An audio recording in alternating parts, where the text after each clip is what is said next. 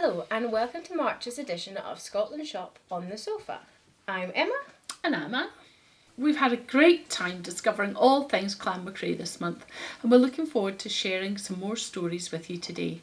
If you're keen to find out even more, you can head over to our website where you'll find a freshly updated clan page, blog posts on topics ranging from famous Macraes to the sites associated with the clan's history, and of course a whole host of products made in the Macrae tartan. We don't claim to be experts or professional historians, but we do love learning more about a new clan every month, their heritage, and hearing about all their clan members and what they're up to all over the world.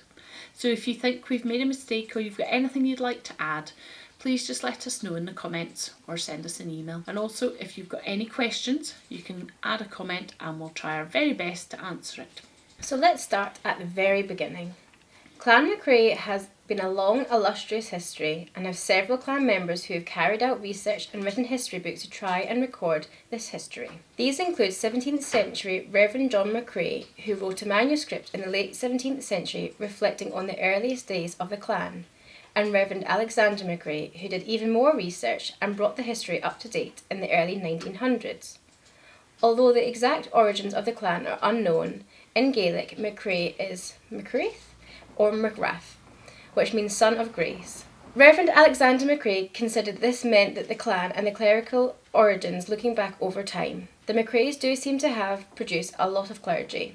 However, it is also possible that the name suggests that the clan are descendants of someone called Macrae, perhaps maybe in early medieval period. The exact origins of the clan are somewhat debated. One theory is that they came from Ireland and share a common origin with the MacKenzies and MacLeans. The first known home of the Macraes was at Clunes in the Beaulieu district of the Highlands in the 13th century. 100 years or so later, there were Macraes to be found in Ayrshire and Perthshire, but they were most numerous around Kintail and Wester Ross. The move away from Beaulieu is claimed to have followed a violent dispute between the Macraes with the more powerful Frasers of Lovat, which forced the three sons of the Macrae leader to set off for new lands. One son settled in Bran near Dingwall, another in Argyll, and the last one in Kintail. Kintail is commonly considered the heartland of the clan today. Clan Macrae has never had a recognised chief. It is what's known as an armigerous clan. Armigerous. The numerous family lines, including the Macraes of Contra, Clunes and Ferroline and Invernate, all are considered equal in standing. All clan branches share the same motto, which is Fortitude, which translates with fortitude. The coat of arms are most commonly associated with the clan belonging to the Macrae of Invernate. This isn't to say that it has always been peace and harmony between the different branches of the clan. As might be expected, at various times, individuals and families have tried to claim seniority over each other. One of the most documented cases of this is from 1909, when Sir Colin Macrae of Invernate submitted a petition to Lord Lyon, claiming the right to use a historical coat as the chief of the name of Macrae. He stated that his family had long been unofficially acknowledged as chiefs. However, this claim was disputed by John Macrae Gilstrap, a member of the Contra branch of the family.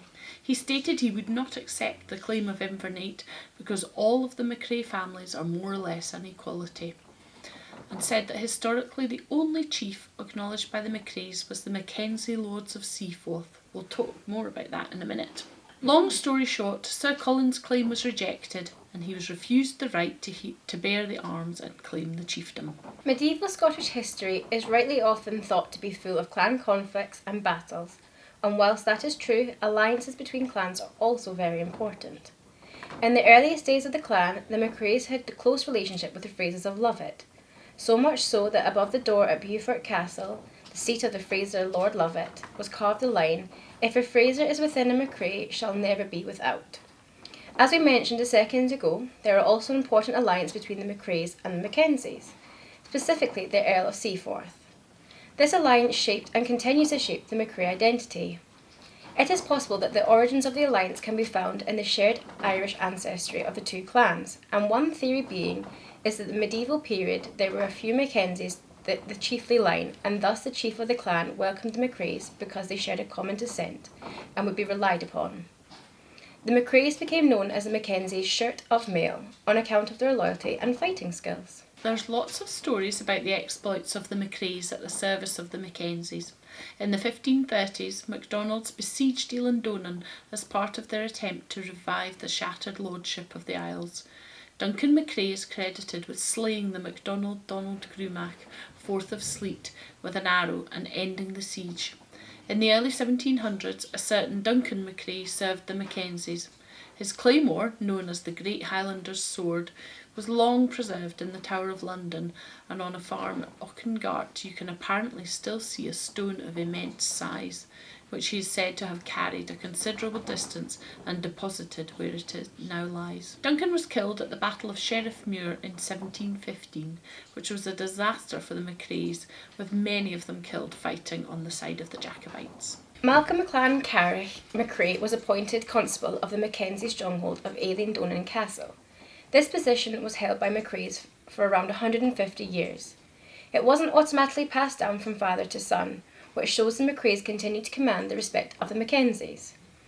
If you haven't had a chance to visit the castle, we would recommend you add it to your list of places to go in the future, as it really is a stunning sight and is full of fascinating history.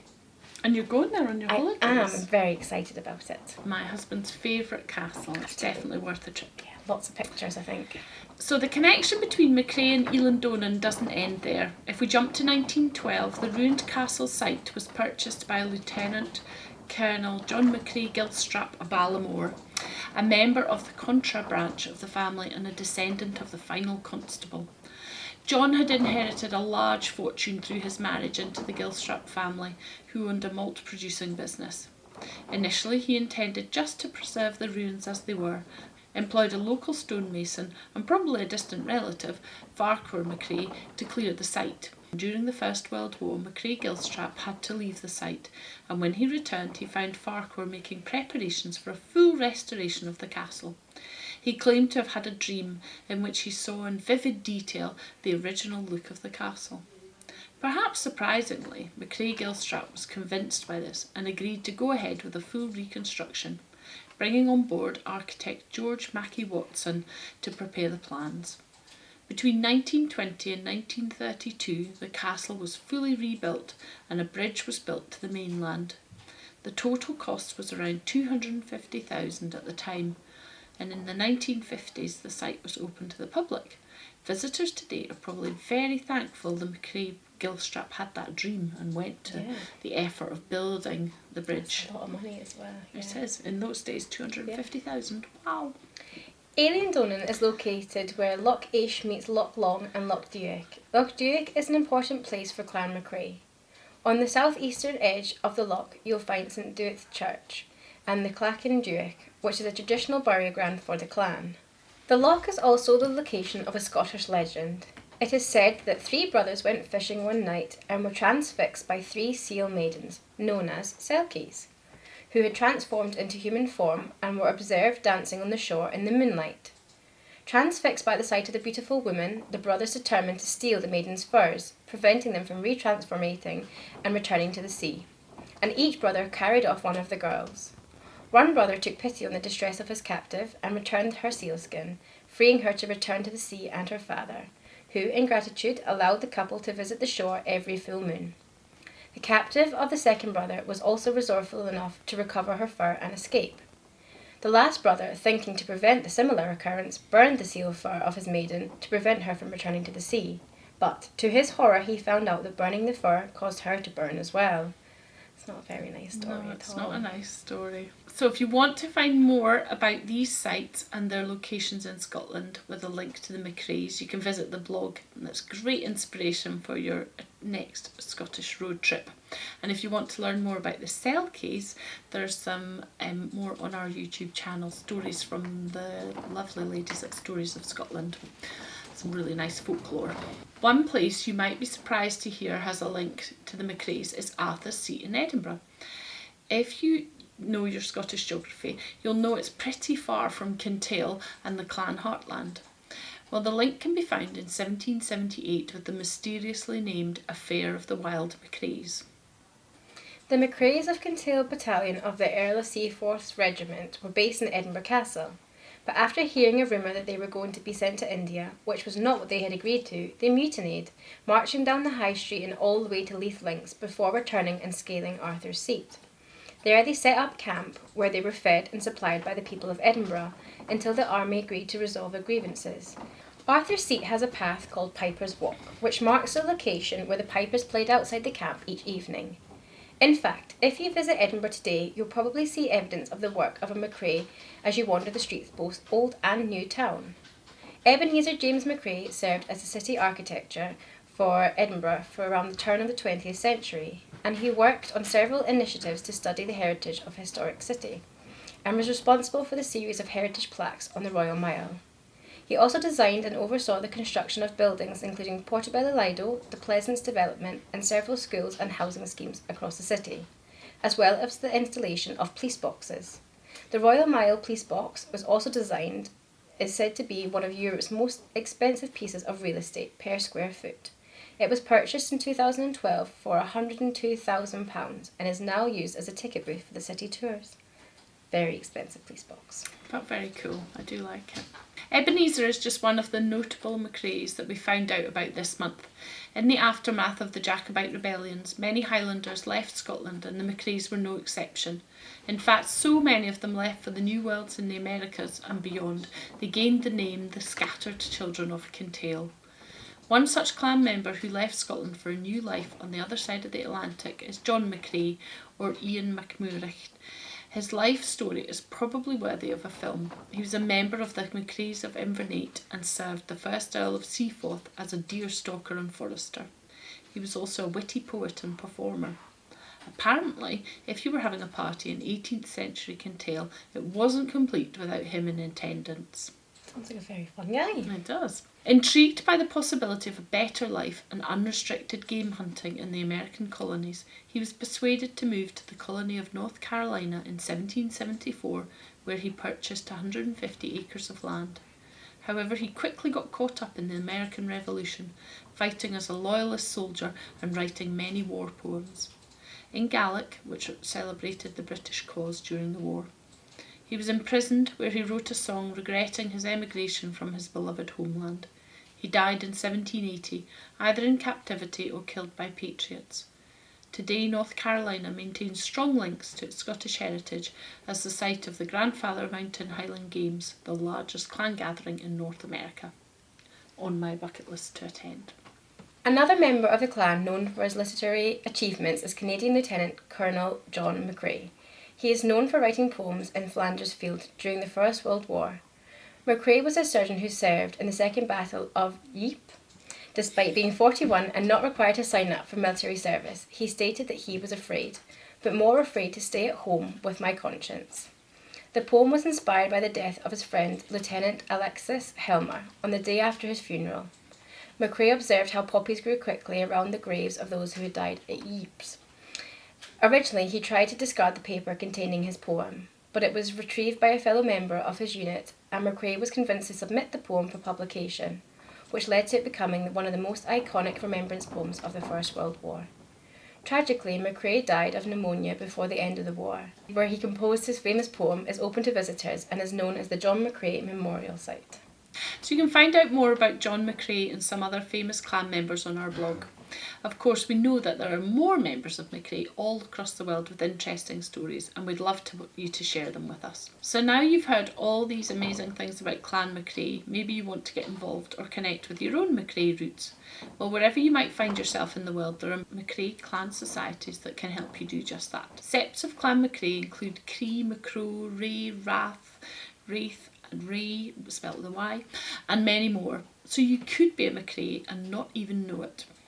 In Scotland, the Clan Macrae Society of Scotland welcome anyone who has a relationship or interest in the clan. Every year in November, clan members commemorate the Battle of Sheriffmuir at the Macrae Monument on the battlefield. The Clan Macrae Society of North America focuses on education, genealogical research, promoting the clan and Scottish culture, and supporting the Grandfather Mountain Highlanders Pipe Band.